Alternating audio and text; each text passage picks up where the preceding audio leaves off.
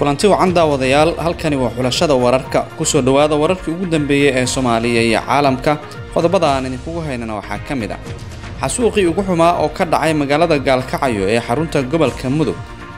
kulamada golaha shacabka Jamhuuriyadda Soomaaliya oo dib u furmaya iyo guuxa mooshin oo taagan dowladda federaalka ah ee Soomaaliya oo jawaab kulul ka bixisay weerarkii lagu qaaday dowladda Sacuudiga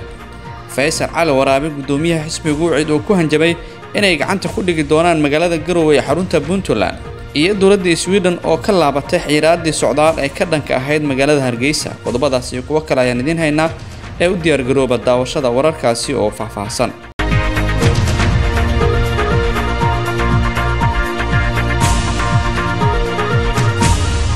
markale kulan wacan daawadayaal fadlan haddii aad nagu cusub tahay ku soo biir asxaabteena si aad u hesho wararkii ugu dambeeyay ee Soomaaliya iyo caalamka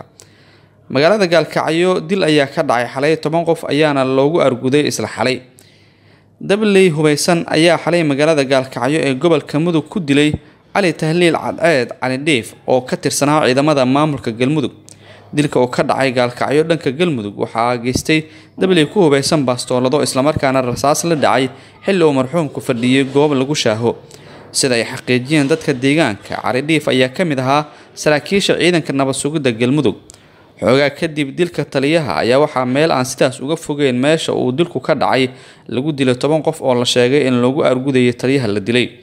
wararka qaar ayaa sheegaya in dadka la dilay ay ahaayeen dad ka soo jeeda hal beel oo lagu tuhmayo dilka Cali Dheef oo ka soo jeeda beesha Sacad ee Habargidir inkastoo aan wali laga helin faahfaahin dheeraad ah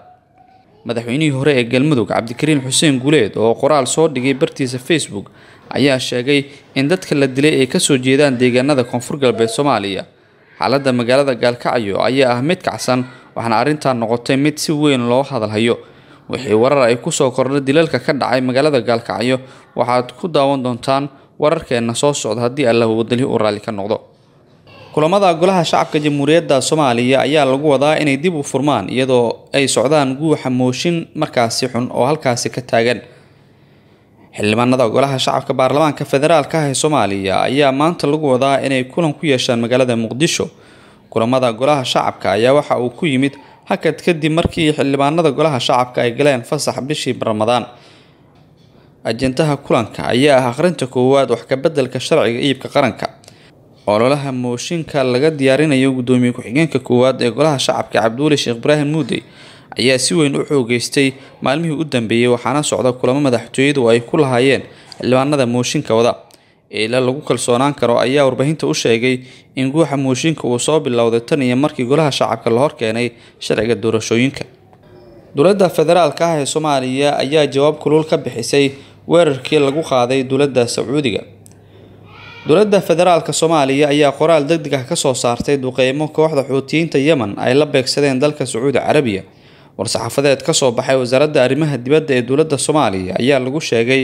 in Soomaaliya aad u cambaareynayso laba weerar oo argagixiso ah oo ay Xuutiyiintu ku qaadeen garoonka diyaaradaha ee magaalada Abha ee gobolka Casir ee galbeedka dalka Sacuudiga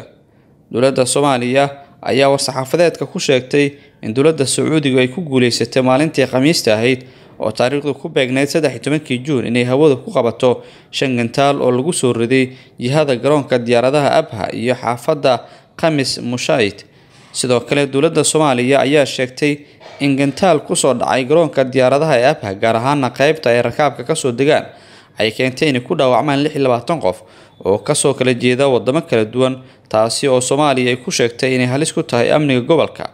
isla markaana ay wiiqayso dadaaladii qaramada midoobay ay ku aadanaa in xal siyaasadeed loo helo dhibaatada ka taagan dalka Yemen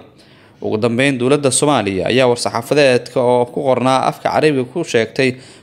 kuna cadeysay inay garab taagan tahay dowladda Sacuudiga oo ay sheegtay inay wajahayso weeraro naxariis darro ah oo kaga imaanaya gacmo dambiilayaal ah oo doonaya inay sare u qaadaan falalka dambiilinimada ah ee ka soo horjeeda qiyamka caadooyinka heshiisyada iyo sidoo kale diinta Islaamka Engineer Faysal Cali Waraabe gudoomiyaha xisbiga UCID ee Somaliland ayaa ku hanjabay inay gacanta ku dhigi doonaan magaalada Garowe ee xarunta Puntland Faysal Cali Waraabe oo ah gudoomiyaha xisbiga mucaaradka ah UCID ee Somaliland oo la hadlay warbaahinta ayaa waxa uu sheegay inaysan gacantooda ka bixin doonin deegaano ka tirsan gobolka Sool Faysal Cali Waraabe ayaa waxa uu sheegay in iyagoo awood ciidan adeegsanaya ay xoog ku qabsan doonaan ilaa duleedka magaalada Garowe ee gobolka Nugaal.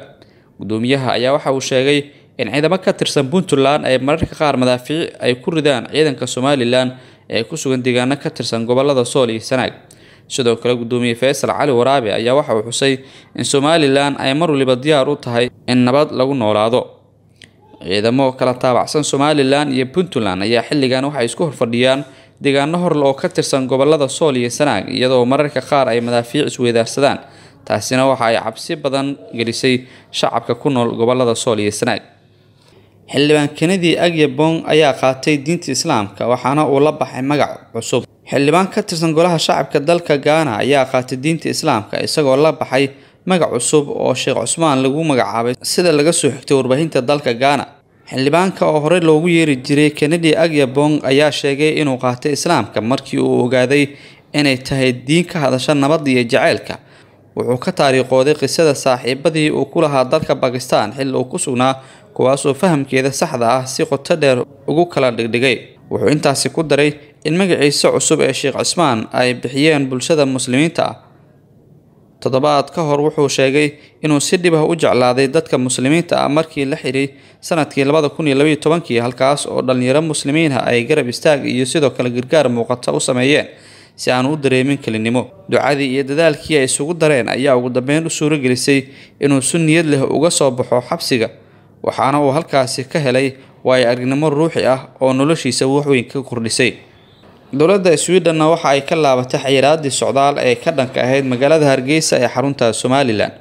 Dowladda Sweden ayaa markii ugu horeysay shaacisay in xukuumadoodu ay ka qaaday xayiraadii dhanka socdaalka ee saarneyd caasimadda Somaliland ee Hargeysa. Wasaaradda Arrimaha Dibadda ee dalka Sweden ayaa shalay arrintaasi ka shaacisay war qoraal ah oo ay soo saartay taasi oo ay ku sheegeen in magaalada Hargeysa ay tahay meel ammaan ah oo loo safri karo. Wakiilka Somaliland ee dalka Sweden Sakariya Xasan Wacays ayaa ka hadlay tallaabada ay dowladda Sweden uga qaatay magaalada Hargeysa xayiraadii socdaalka waxaana uu yiri waxaan jeclahay inaan ka hadlo arrinta soo korortay oo ay wasaaradda arrimaha dibadda ee dalka Sweden iyo xukuumaduba ay garwaaqsadeen inay ka jirto nabad Somaliland gaar ahaan caasimadda Hargeysa oo ay kaga saareen liiska dhulka aan nabadda ahayn. Wuxuuna intaasi ku sii daray waanu soo dhaweynaynaa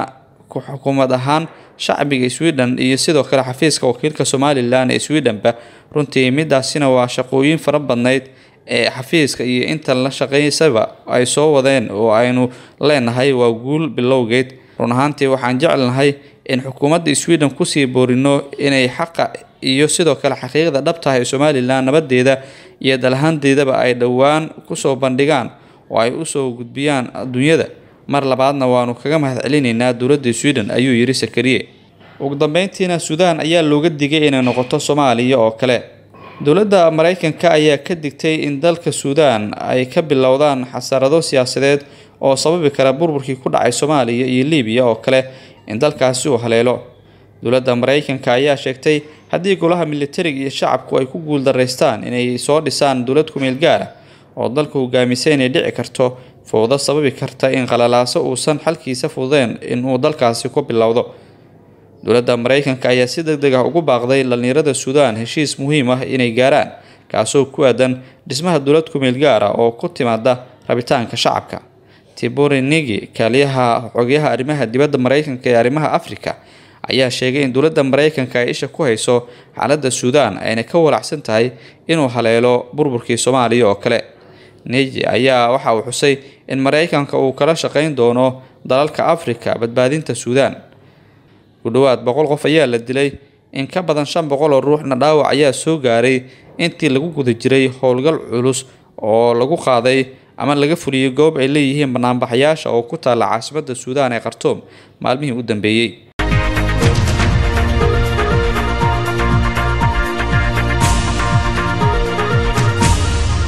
gudaana daawadayaal saaxiibayaal intaas ayaan ku soo gabagabeynayaa wararkii ugu dambeeyay ee Soomaaliya iyo caalamka waad kala socoteen xulashada wararka inta warkan kiisa xiga aan ku kulmi doono dhamaanteen waxaan idinkaga tagaynaa sidaas nabadgelyo wassalaamu calaykum waraxmatullaahi tacaala wabarakaatuh.